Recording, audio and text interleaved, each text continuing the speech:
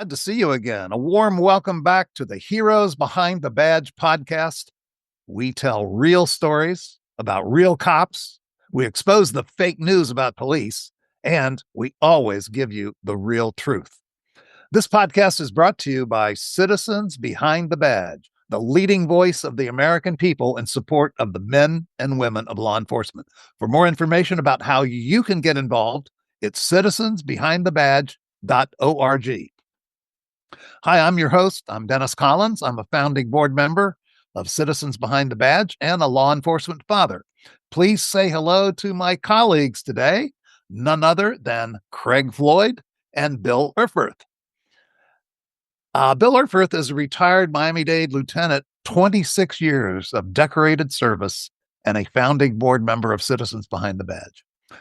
Our fearless leader is Craig Floyd. Craig is the founder, president, and CEO of Citizens Behind the Badge. You may know Craig as the founding CEO emeritus of the National Law Enforcement Memorial and the Police Museum in Washington, D.C. I hope you guys are all ready for an amazing story. We have, as always, a very special guest today, Sheriff Mike Neal. Mike is a highly decorated law enforcement officer with a long history of public service. Before being elected sheriff of Monroe County, Arkansas in 2012, Mike served 4 years in the U.S. Navy, 2 years as a naval reservist. He spent 11 years as a firefighter. How about that? Retiring at the rank of captain. Neal began his law enforcement career in 1992, working in the Howard County Sheriff's Department jail. However, let's go to May 20th of 2010. In the blink of an eye, wildlife officer Mike Neal's routine patrol with the Arkansas Game and Fish Commission transformed into a heart-stopping confrontation that would test every ounce of his training and his courage. Neal unexpectedly found himself face-to-face with 2 cop killers in a Walmart parking lot. He made a split-second high-risk decision that most wildlife officers never have to make in their whole career that would forever change his life and the lives of those around him. This is a true story of how a small-town wildlife officer became a national hero and why his story continues to inspire and amaze us to this day. His brave actions earned him the highest honors in law enforcement, 3 medals of valor, the 2011 International Officer of the Year, and the Congressional Medal of Valor from President Obama. But it's the story behind the medals, the raw bravery, the quick thinking, and the kind of heroism that Hollywood dreams are made of. Sheriff Mike Neal, thank you for your many years of service as a law enforcement officer. Thank you for being a member of the Citizens Behind the Badge Law Enforcement Advisory Council. You are truly a hero behind the badge. It's our pleasure to have you with us today to tell your amazing story. Bill, Craig, and I have been talking for the longest time about asking you to join this podcast. So thank you. Thank you for taking the time to join us. I guarantee you, Mike, we have more questions than time will allow today, but I'd like to start it off by asking our fearless leader, Craig, to ask the first question. You, Dennis. And Mike, let me say what an honor it is to have you on our podcast. As Dennis said, Heroes Behind the Badge is the name of the show. And if there ever is to be a hero behind the badge, it's Mike Neal. I think it was October of 2010, the National Law Enforcement Officers Memorial Fund made you our Officer of the Month. And I had the privilege of meeting you a year later at our annual Officer of the Month luncheon that we did. And I learned your story. You are, the epitome really when it comes to law enforcement. I think of certain hallmarks. I think of dedication. I think of courage. I think of selflessness. I think of men and women who are more concerned about the safety and welfare of others than themselves. And I think the story we're about to tell really exemplifies what law enforcement is all about. And that's why I was so proud to make your story, have your truck that was involved. Our viewers will get to know that story in a moment. And really make that story a permanent part of the National Law Enforcement Museum when we opened in 2018. And I know, Bill, my colleague here went on to make you a movie star. He did a tremendous documentary that told your story. Bill, any opening remarks here for our good friend Mike? So good to see you again, Mike. And just as Craig had just said, we did the Heroes Behind the Badge documentary, and we did that a number of years ago. That Mike's story is featured in it. It's an amazing story. It's something that everyone should see and know about. And I just want to tell you something about my friend Mike. Mike's story is truly some crazy ass ballsy shit, just to put it bluntly. It's a story that everybody needs to hear. So, Craig, take it away. Well, Mike, take us back. May 20th, 2010, approximately 11:36 a.m., there's a traffic stop in West Memphis, Arkansas. Two police officers came on the scene. Um, this is really what started the whole story in motion. And it's a tragic story with a lot of heartache, but a lot of courage too, and a lot of inspiration. So, talk about the traffic stop that got set all this in motion, please. Yeah, it was they used to call those the routine traffic stops. In today's time, there's nothing routine in anything that we do.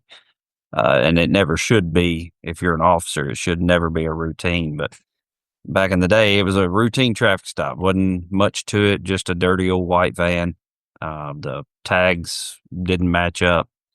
Officers pulled it over. They were a drug interdiction team, and old game warden terms, they were out there kicking over rocks looking for snakes, basically. And they kicked a rock over and they found some bad snakes. Is what they found. It was Officer Bill Evans, I believe, who was the first officer on the scene, and then he called for backup, and actually, his partner came along.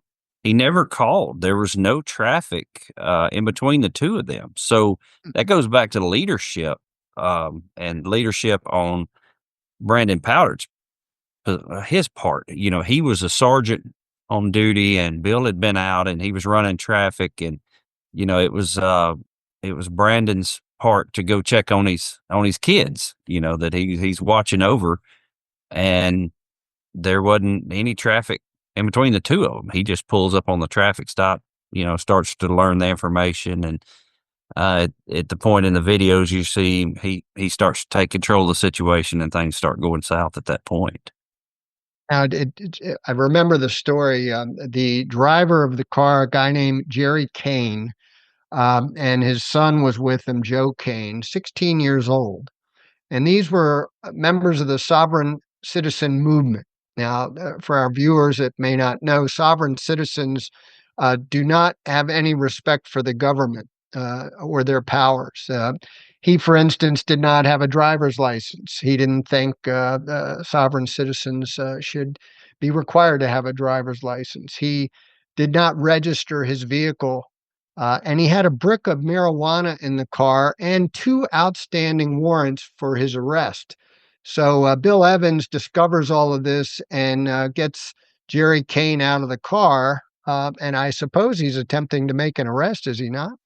Yes, sir. I think he was doing his investigation, and I teach a class on this and this incident, and how important it is, to watch body language, body movements, and things. And the whole time when he gets the suspect out of the vehicle, I don't ever use his name because I don't believe in publishing their names, but they're not worthy of it. But when Bill gets him out of the car, he takes control of the traffic stop, the movements that he does. He doesn't want to be on camera. He knows he's on camera, and he walks around to the back of the vehicle and gets out of camera frame and tries to get the officer out of camera frame the entire traffic stop. So he tries to take control, and in some ways he does at that point.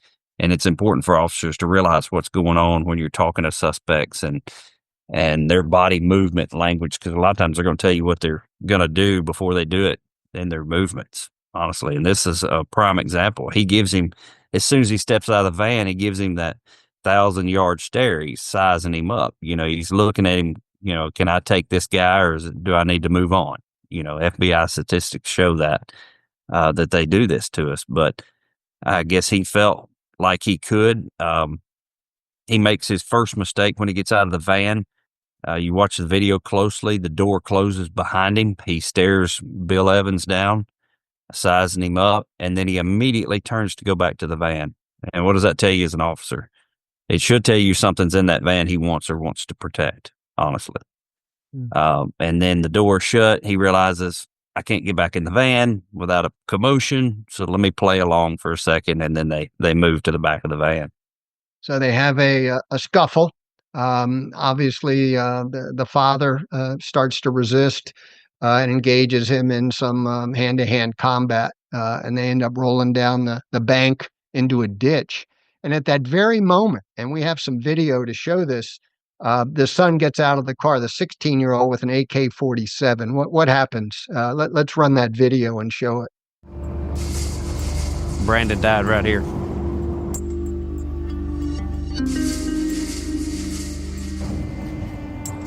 Bill actually died kid. in that ditch right there.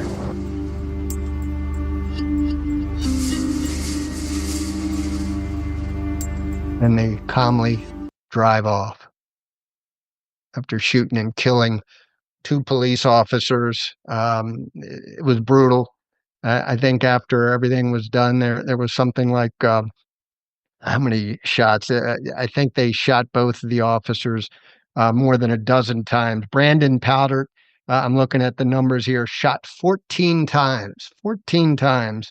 Thomas Evans, or Bill Evans, I'm sorry, 8 times shot and killed. And they left him lying on the roadway there in the ditch. And then they drove off. And then, in a freakish coincidence, Brandon Powder's father, who was the chief of police of the West Memphis, Arkansas Police Department at the time, happens to drive to the scene. He was on his way on a vacation with his wife, who had just gotten out of the hospital after suffering, I think, a heart attack. And they were on their way to a vacation when they stumble upon the scene and have no idea that it's his son that had just been brutally murdered. And I think Bill Evans, was he a nephew? I think there was a relationship there as well. Is that true? So he's part of that. Cousin or something. Mm-hmm. Yeah. So at any rate, now you've got the father, the chief of police, driving upon the scene, and he sees his son lying there dead on the roadway. We have video of what it was like for Chief Powder to come upon that scene and how he was affected by that moment in his life that he'll never forget. Let's run that video. I saw that Brandon, lying on his back, had been shot several times, and he was facing up. And I walked up to him, and I stood over him, looking down at him. And my entire life just drained out of my body at that point. It was the worst day of my life. I was looking down at my son that had just been shot. And I was standing there trying to decide what I needed to do, and what I needed to do as a police chief, and what I needed to do as a father. Crazy moment there. And I understand that the chief did everything he could to keep his wife at bay and in the vehicle, because he definitely did not want his wife to see her son in that condition. And so it all unfolds and plays out from there, Mike. Now the manhunt begins. The bolo is out. Everyone's looking for this vehicle. Where are you, and how did you find out? So I'm just out on regular patrol as a game warden. I'd been out of the truck for a few minutes. As a game warden, you don't see very many game wardens because they're spread out and they have to cover a lot of territory. But I covered 7 counties, and I had communications with all 7 counties. So when I got back in the truck, all those radios were talking. And I was like, what is going on? I had no idea what was going on. And that's when I started learning, the events that had happened, that there was 2 officers down. Most critical incidents that you debrief, the main component in that is a breakdown of communication, and this was no different. They started putting out the information that it was a stolen white church van with an MS-13 gang in it, armed with AK-47s. It was a hit on the drug interdiction team, and that's what I responded to. That's the call that I knew that I was going to. And I remember driving, and I pulled over on the side of the road and started preparing myself. I grabbed an old vest, put it on. I grabbed my rifle out of the rack, hung it around my neck, put it in my lap, just kind of slung it. And I started driving. I was pretty good ways from West Memphis at that point. I told a little bit of a white lie. I called my sergeant and I said, "Hey, I know what's going on in West Memphis." He was in West Memphis. I told him, I said, "I know what's going on there. I'm pretty close. Can I come help?" And I was game warden close. I was over an hour away, but nobody had to know that at the time. And he said, "Yeah, get over here as quick as you can." And that gave me the green light, and I lit a torch to the truck and drove as fast as the truck would drive all the way to West Memphis to get in a gunfight. But at that point, Mike, did you know that they had spotted the vehicle in this parking lot of the Walmart, No, or sir. were you just hoping to find it yourself? No, we had no idea where they went. And in the time of events here, from the time of the murders to the time that I get involved is about 90 minutes. We're about an hour and a half. So all the way over, I'm thinking, what if? How are we going to do this? How are we going to handle it? How are we going to find these guys and hunt them down? And then you got somebody on your other shoulder saying they're already gone, they're not there, just a normal day, that kind of thing. And it was nowhere near a normal day. It wasn't until I got into town, I actually was about to run out of gas. I pulled over at the Horizon Shell gas station there in West Memphis, was getting fuel. Didn't realize even where I'd stopped. But God has a way of getting your attention. And this was one of those moments where it was time for me to focus. And because if you know me, I'm ADD, blonde haired, I'm just all over the place. And this was one of those heated moments that I needed to focus. And as I was fueling my truck, I looked up and I could see the crime scene where Bill and Brandon were. And it was like, even 15 years later, it's still like a kick in the gut. It was a hard punch, but it was what I needed at the moment to get focused. I sure as heck didn't realize what I was about to incur. I was in town a total of 15 minutes before I was in a gunfight and had no idea that was even coming. So here you are, you're driving around like everybody is. Everyone's looking for this vehicle. You're in this heightened sense of awareness and the adrenaline's pumping. You come into the Walmart parking lot. Let's play that clip. When I started into the parking lot and the gunfire started, I immediately transitioned the rifle up into the windshield and started towards them. The bullets started coming through the windshield. They shot this pillar out completely. Some of the rounds were coming over my head. My headrest had a bullet hole in it.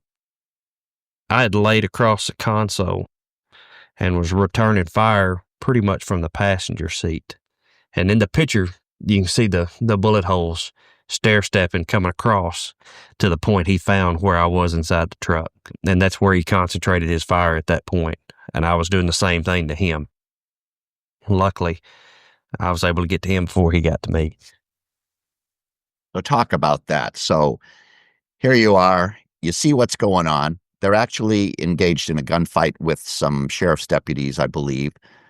You see what's going on. You decide, I'm just going to crank this frickin' truck up and get it going as fast as I can through this parking lot, and I'm just going to crash the shit out of these guys. What's going on? You got the rifle up. You're ready to fire. As you're approaching them, thinking that you're going to ram their vehicle, you're firing through your windshield as they're firing at you. It's just wildness. Talk about it. Yeah, it was a showdown, that's for sure. I've always had that reputation that I'll use whatever means I have to win the fight. I'm not going to play fair if I don't have to. And I will hit you with my truck. I've hit many since then with my truck. It is a tool, and I will use it as such. And I teach my deputies the same thing. We can replace the truck, but we can't replace you. Game and Fish taught us in the academy to shoot through our vehicles. So that's what we did. We knew it was pretty cutting edge training back then to fire through your windshield.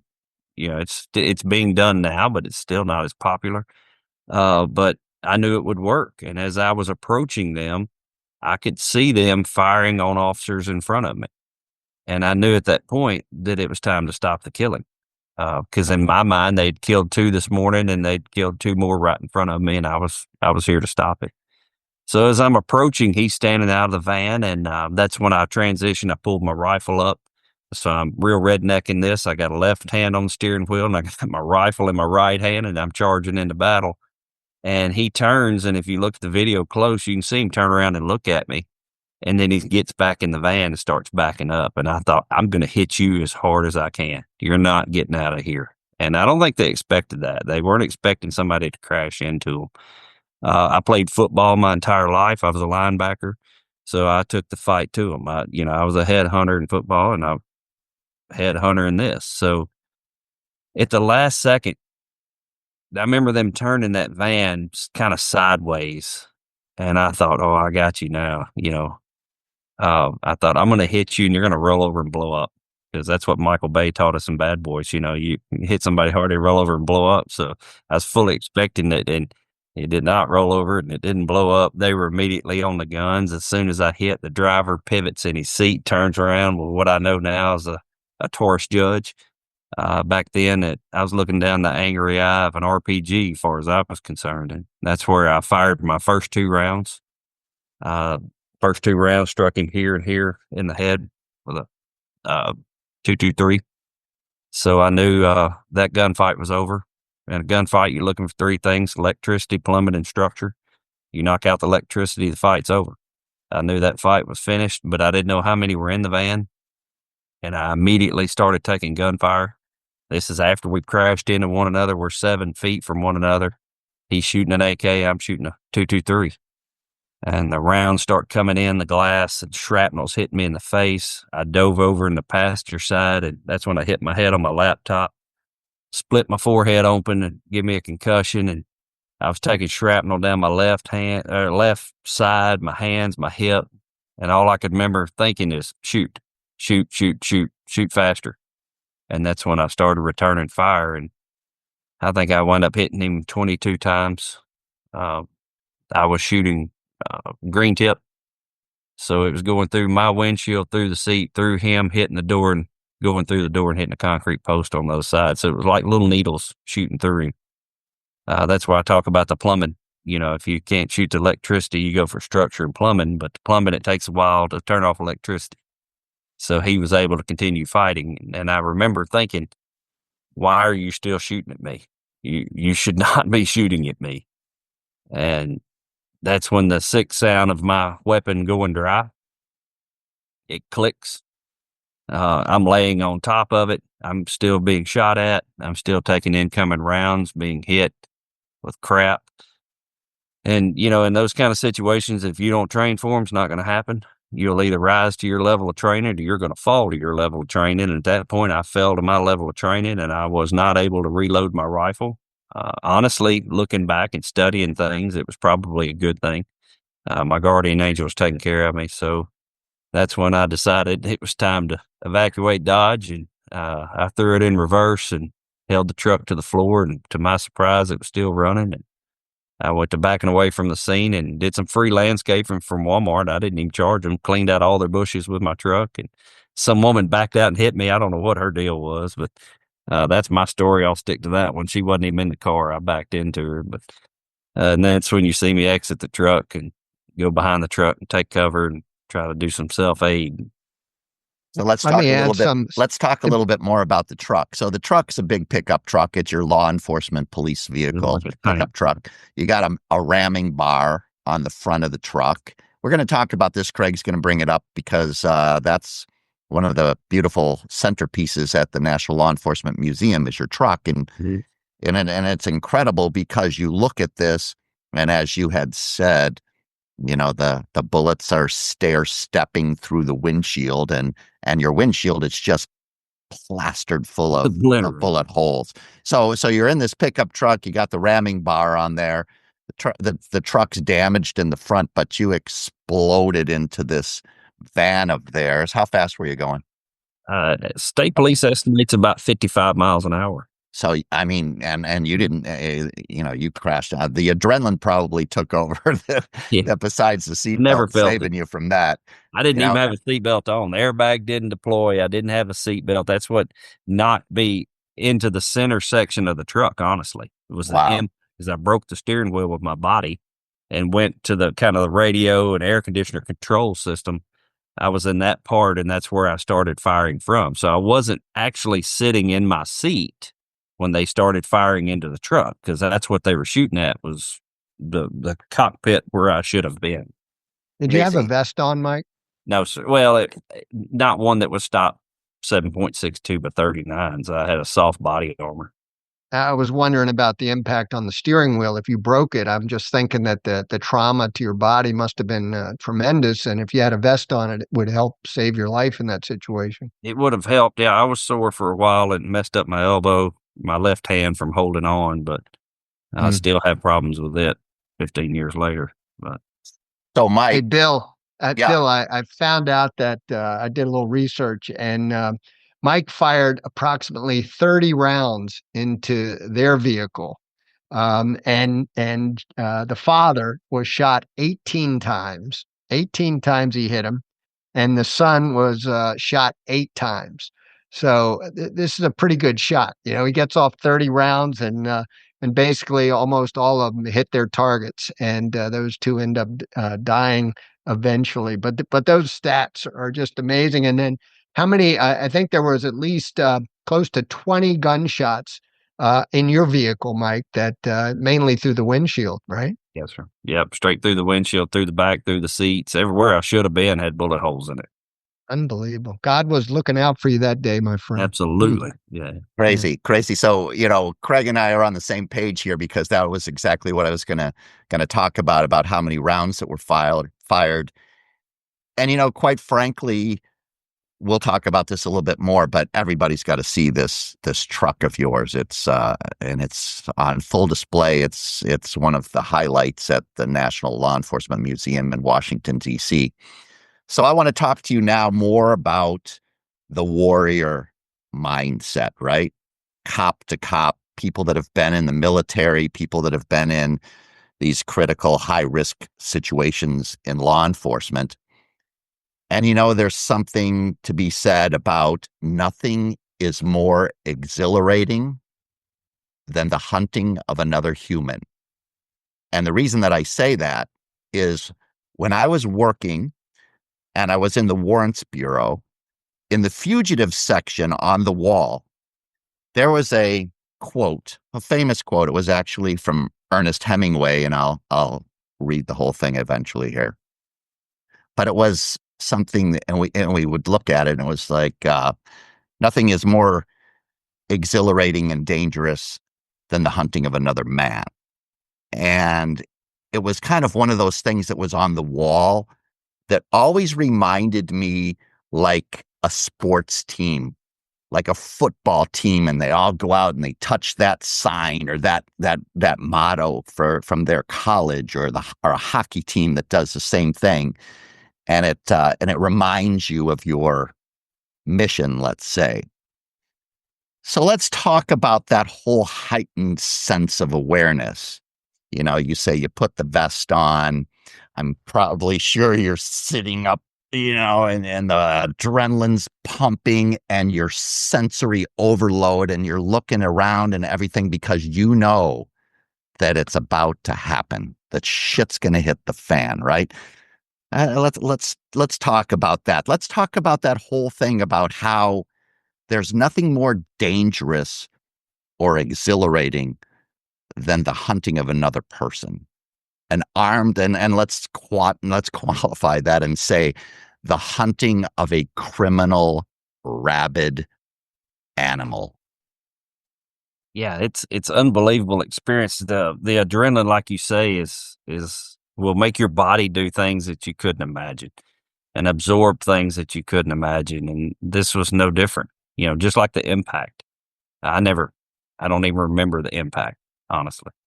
I never remember being scared. I remember at one point in that gunfight, I couldn't hear anything. I never heard my rifle go off. I never heard theirs, but I could hear the cracking of the truck, the truck coming apart and the bullets coming through. I can still hear those sitting in my chair, and I can hear my buffer spring inside that rifle going ching, ching, ching, ching, ching, ching, ching. And knowing that he's on the other end putting rounds same way into my truck, it's an unbelievable feeling. Thank God I was able to live through it. But yeah, the adrenaline that lasts for a while, but when it stops, you're down. You better be ready because you're going to be taking a nap. I've been on multiple calls like that where we've hunted people, and you're right. Hunting the hunter or hunting another person is unbelievable, because they possibly have the skills that you do, and you don't know what you're up against. Well, that adrenaline dump It is. after the situation is crazy. I mean, if no one's ever experienced it, and it's very few people that experience that, except maybe first responders and military type people. And it's just something that I thought we should talk about, because it's certainly a different mindset. And you have that mindset, because just because you're in the military or law enforcement doesn't necessarily mean that you can rise to that occasion. And you rose to that occasion in a number of ways. And I know Craig is going to talk about that, because this wasn't your first rodeo. And then you also do some training that we're going to talk about. But I want to read this quote to you, because I think it's kind of an amazing quote. But this is what I referenced earlier that we have on the wall. It was something that as soon as you walked out the door, you looked at this, because, when we were chasing fugitives, you were hunting people, essentially. And so Ernest Hemingway says, "There is no hunting like the hunting of man, and those who have hunted armed men long enough and liked it never care for anything else thereafter." It's pretty heavy duty. I don't hunt. I don't hunt or fish. I don't either. No, I hunted the hunter, and what's the thrill of putting a salt lick out and luring a deer to it and shooting it?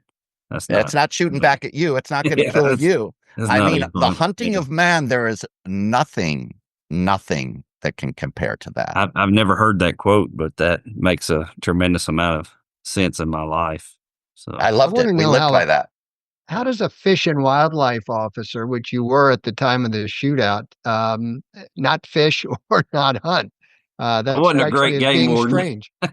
I wasn't the greatest game warden out there. They'd say, "What kind of fish is that, Neal?" I'm like, "Oh, it's a dead fish. I don't know." So I had a lot to learn. Mike, this is interesting, because one of the stats that I cite quite often, showing that most law enforcement officers will go their entire career without ever firing their weapon in the line of duty. And there was a survey once, not too long ago, that said 73% of the officers surveyed had never fired their weapon in the line of duty, and probably never would. You're different. You're a different breed. And you certainly have that warrior mentality that when push comes to shove and force is necessary and heroes need to step forward, you seem to be the one to do that. And you told me you've been involved in 6 shooting incidents in your career, the one we just described being one of them, obviously, but tell me about the other 5. I mean, I can't imagine any officer being involved in 6 shooting incidents. Yeah, I'm kind of that magnet kind of a guy, but this is something I like to tell officers is if you're not hunting evil, evil will hunt you. So you always have to be looking and hunting evil, because it's going to catch you on the day that you're not hunting evil, and that's where officers get in trouble, and that's where they get hurt. And I've quoted this even in the documentary. It's not a matter of if this is going to happen; it's when, especially in today's times. And those stats are going to change. I feel 70%. You don't never get into a gunfight or any of that. I feel like those are probably changing as we speak, because the violence in this world today is unlike it's ever been. So viewers, listen up. It's not a matter if, it's when you're going to get into this, and you better be ready for it and hunt that evil. But like you said, I've been in 6 incidences where gunfires occur, or death. Latest one was in August with the U.S. Marshals, where they were ambushed and shot to pieces with a 300. A guy was shooting an automatic 300 blackout at us. So even as sheriff, I still get shot at for some reason. So it's that mentality of when it's going down, when the fight is there, I want to be there. I want to be a part of that. I know what I'm doing. I don't know if you know what you're doing or not, and move over and let me in there. I'll take care of it. It's that kind of mentality that gets guys like me in trouble and puts us in firefights. So I don't know if that answered your question or not, but Well, I think that simply makes you a leader, right? You're a leader. And that's why I started this off saying this is truly some ballsy shit that we're going to talk about here. And it takes somebody like you and that mentality to be a winner and to survive. Well, you think about Heraclitus. We've done some quotes. Heraclitus stated, "For every 100 men, 80 of them shouldn't even be there. 10 are nothing but targets. 9 are warriors, but one of them is the ultimate warrior, and he'll bring the rest of them back." And that's what you have to be today, or any time in law enforcement, to be honest with you. If you want to be that guy, you have to be that warrior. You have to have that mentality, or you're not going to go home to your family. And if you don't have that mentality every day when you wake up and go to work, that not today, I'm not dying today, this is not my day, I'm going home to my kids, then you're probably in trouble. So you better get the mentality and get the training and keep your butt in gear. So, Mike, You know, you mentioned to Craig, you mentioned to all of us about training and about that mentality. It's not if it's going to happen, but when it's going to happen. And we got a clip of that. It's a good clip. Let's play that. Everybody should hear it. And I say it's kind of like being a prisoner that day. It's always going to be with me for the rest of my life. I tell other officers, in training, I say, it's not a matter of if it's going to happen to you, it's when it's going to happen to you. And if you're not thinking that way, you might want to start. If you don't want to start, you might want to reevaluate your job, because look at me, I'm a game warden. Look what I got in. It's not. Young Mike knew what he was talking about. Craig? When you were talking there, Mike, I couldn't help but remember a story. I was at a restaurant with my wife, and the waiter was a young guy. And we got to chatting about what his plans for the future were, et cetera. And he said to me he had originally applied to become a police officer at his local police department. And he was in the academy. And then a young officer on the first day on the job was shot and killed in a neighboring county. And you know what? He said to himself, I don't think I want to be a cop anymore. And I applauded him for coming to that realization. Good for him. But I think it's something that maybe some people don't think about when they apply to become a police officer. That I'm wired different from that. Yeah. Right? I mean, you got to be prepared for those moments where courage takes over and leaders step forward and heroes become heroes. And I think, anybody thinking about a police career needs to be thinking in those terms, but knowing that most officers, the vast majority, are going to go their entire careers, probably never fire their weapon, probably never get into a gunfight, the likes of what we described here today. But you got to be prepared for that moment. And hopefully people understand that when they take on the job, as you've explained. One thing that I wanted to go back to was the traffic stop. Obviously, we have years that we've looked at that traffic stop, seen the video. We know what happened. What in your mind um, could have been done differently by those officers that might have changed things for the better? It's hard to imagine a guy's got an AK-47 and he's willing to lose his own life to take yours. I mean, how do you deal with that situation? I don't think they could have stopped it, per se. Maybe a little bit more officer security minded. They'd kind of got maybe a little complacent. I'm not going to say they were. They didn't take the boy as a threat, honestly. And going back to training, you never turn your back on gunfire, first of all. So if you watch the videos, the boy comes out and the first person he shoots is Bill Evans.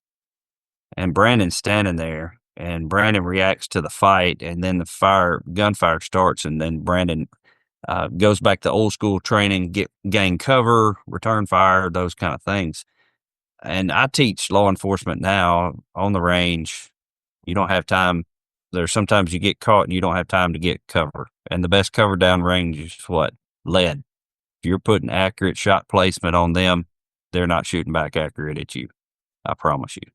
So when the gunfire starts, you immediately turn to the gunfire, return fire, those kind of things, those kind of training and mindset, and having that tool in that tool belt when these things happen are so important. Never turn your back on gunfire. There was a second there where the boy's weapon malfunctions and he has to stop. And you think about his mindset. You want to talk about mindset. That boy was very dangerous. He's 16 years old. He's attacking two armed law enforcement officers that are trained, and he didn't have any hesitation in him. He stopped, clears a weapon in the middle of a gunfight. I've seen officers across the U.S. that couldn't get it done at training, much less in a gunfight. He stops, clears a weapon, and then starts shooting again. But in those 2 or 3 seconds, if we'd had that appropriate training, I think Brandon could have ended it. I think he could have broke leather and had a couple of shots on target. And, this day would have probably changed dramatically, honestly.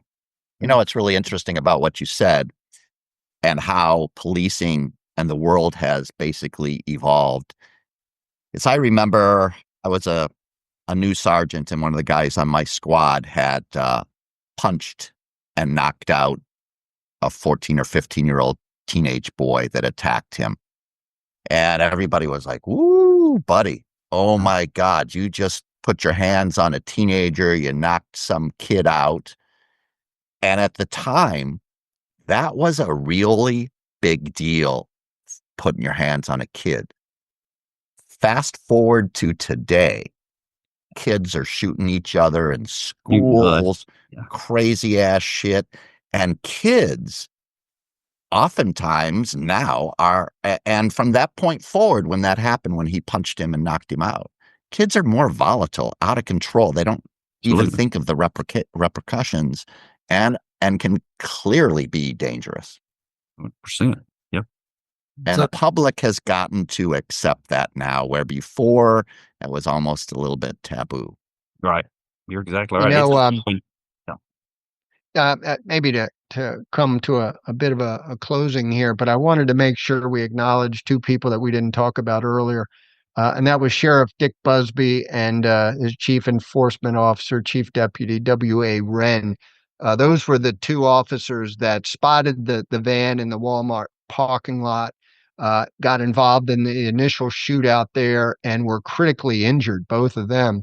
And it was really Mike Neal ramming his vehicle into the assailants that saved their lives. They very likely would have been shot and killed if those bad guys had had their way. So, Mike, just wanted to acknowledge your heroic efforts there to save their lives, but also the sacrifice that Dick Busby and W.A. Wren made in this incident.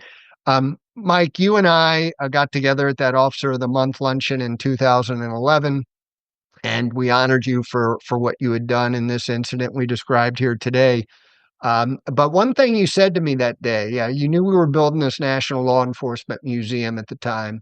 It was still 7 years in the making, but you and I didn't know that. All you knew was that you wanted your story, your truck, that was used in that critical shootout with these evil men and 16-year-old son in that museum to basically make a statement that this is what officers sometimes have to deal with, and that the public sometimes doesn't fully appreciate the level of selflessness, the sacrifices that officers are forced to make.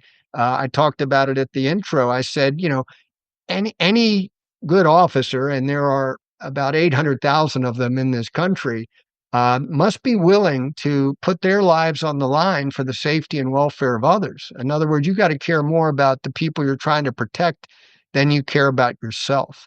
And I think that's what your story, that's what that truck in that museum is all about. That truck is on permanent display, and your story is on permanent display in the National Law Enforcement Museum. And I don't know if you knew this, but the exhibit installers, the people that created all those exhibits for us and took all the equipment and artifacts that are on display, they said putting your truck on the platform that it now sits on was the toughest part of building the National Law Enforcement Museum. So we Welcome did to it. my life. Yeah. It wasn't And, easy. and more And so it- than the helicopter that hangs in there. More That's so than the crazy. helicopter hanging from the rafters. But you went through a lot of machinations to get us that truck and make sure that we could just put it on They were going to display and crush tell it. your story. Yeah, they were going to crush the truck.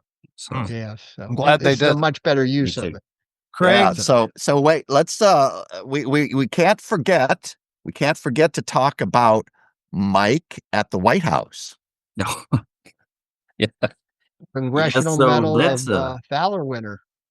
Yeah, that was a lot of fun. I was old game warden saying I was a fish out of pond. That's for sure. They called this old redneck to come to DC, and um, I showed up in Class A, or it was an honor guard uniform. I was on the honor guard, and I looked like a country pimp had showed up to the White House.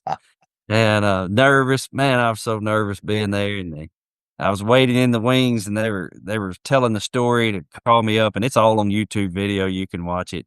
They called me up, and as I'm walking up there, I thought, man, I'm gonna give the vice president a coin. So I start digging in my pocket. Don't do that when you're walking up to the president. First of all, that's not a good idea. You can get shot. But uh, I pull out a coin and I hand him the coin. Kind of surprised him. We talked for a second.